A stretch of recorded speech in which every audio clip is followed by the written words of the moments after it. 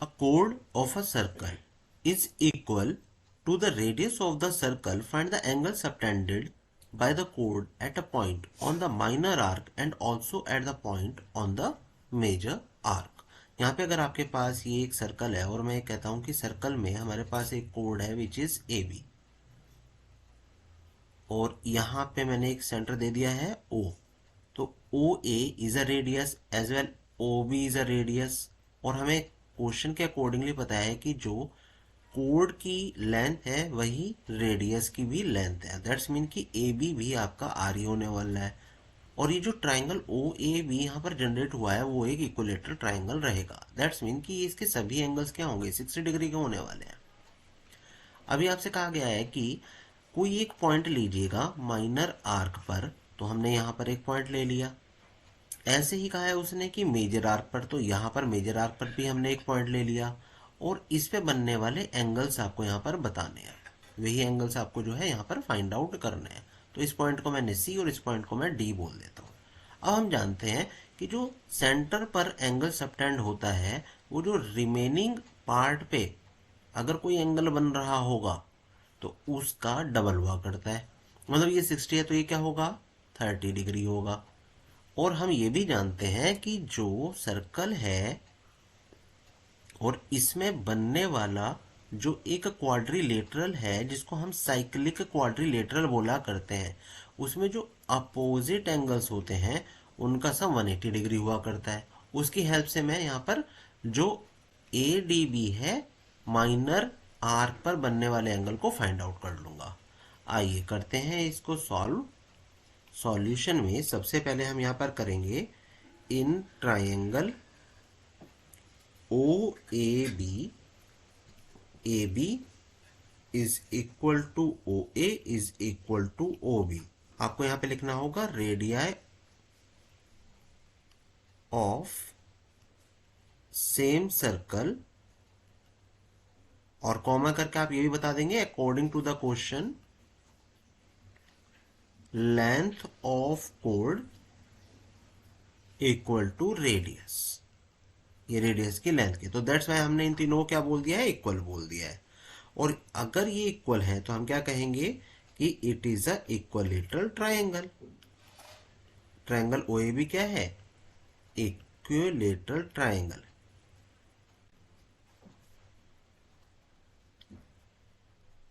और equilateral triangle में सभी एंगल्स क्या होंगे, 60 डिग्री के। हमें यहाँ पे एंगल ए ओ बी से कंसर्न है। ओ ए बी ओ बी ए ये भी 60 डिग्री है ऑल दो, बट उनसे हमारा यहाँ पर कोई भी, यहाँ पर उनका कोई रोल ही नहीं है। Angle A C B is equal to half of angle A O B. Reason दे दीजिएगा कि angle subtended by an arc at the center is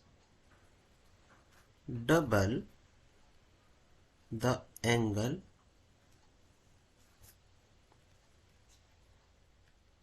subtended by it any point on the remaining part of the circle. ये आपको ध्यान रख लेना है, ये स्टेटमेंट आप हमेशा यूज करेंगे इस टाइप के क्वेश्चंस में। तो ये थ्योरम है एक्चुअली, तो आप उसकी हेल्प से कह रहे हैं कि एंगल ए से भी क्या हो जाएगा, half of angle A O B हो जाएगा। अब आप ए से बी को इजीली फाइंड आउट कर सकते हैं, 1/2 मल्टीप्लाई बाय 60 डिग्री। तो 60 को 2 से डिवाइड करते हैं, क्या आ जाएगा 30 डिग्री। तो एंगल ए सी बी आपको यहाँ पर मिल जाता है। एंगल ए सी बी क्या था, मेजर आर्क पे बनने वाला एंगल था। अब देखो हमें माइनर आर्क से भी कंसर्न है ना, अभी ये भी फाइंड आउट करना है। तो हम यहाँ पे एज इन साइक्लिक क्वाड्रिलेटरल के अंदर एंट्री करेंगे, तो लिख देंगे कि in cyclic quadrilateral A B C D angle यहाँ पे हमारे पास होगा A C B plus angle A D B is equal to 180 degree. लिख दीजिएगा कि opposite angle of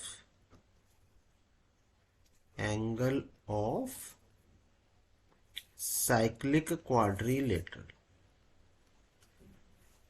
opposite angle का सम क्या होता है? 180 डिग्री होता है, वही हमने यहाँ पर लिखा है। और एसीबी की वैल्यू को हम फाइंड आउट कर चुके हैं अभी, 30 degree plus angle A D B is equal to 180 degree. तो एंगल ए डी बी की वैल्यू क्या हो जाएगा? 180 minus 30।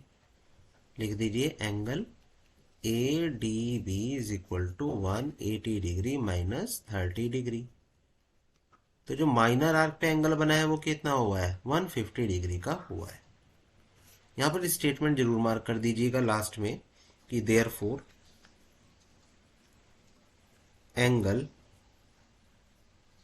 Subtended by this code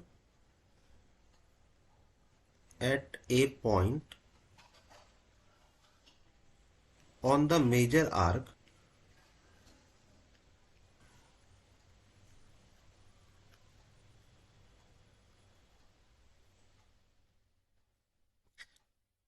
are 30 degree and 150 degree respectively।